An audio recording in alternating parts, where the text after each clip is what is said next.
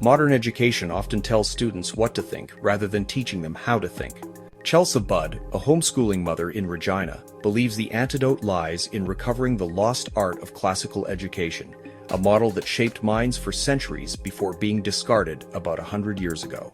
Budd knows the modern system well. She earned a master's degree in education at the University of Regina, where she was immersed in critical theory, an approach that views schooling largely through power, identity, and social change.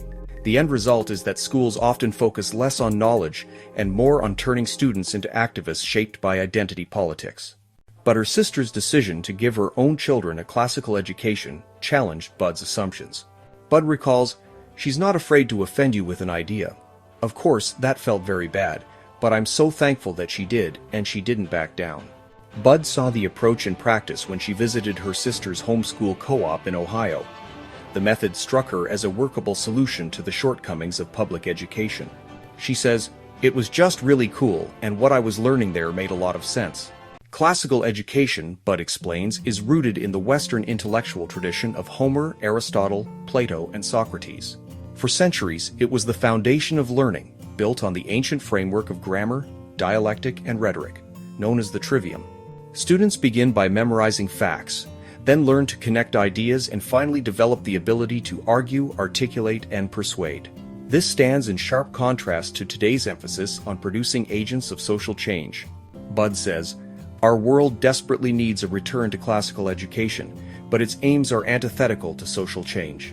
It is about looking back at the past and gaining the wisdom from the past and moving forward into the future with that wisdom in our current context, and shaping the souls of children to what is good, right, and true."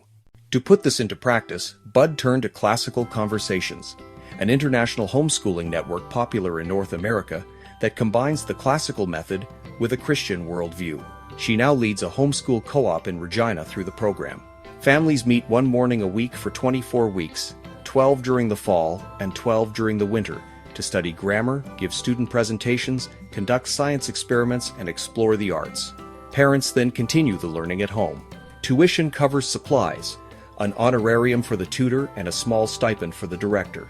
Budd argues that the benefits go beyond academics. Her own children have gained confidence, presenting to peers even at the age of 4.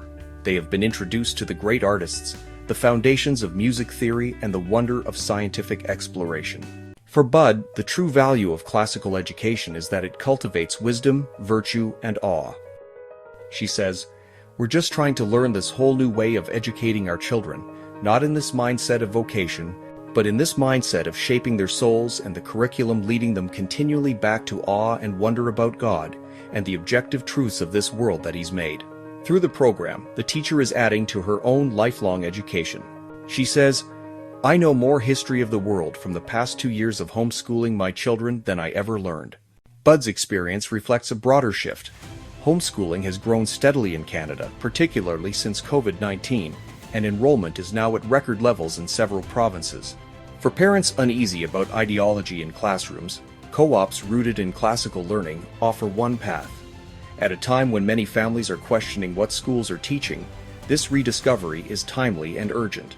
If public education no longer teaches children how to think, then parents will have to lead the way,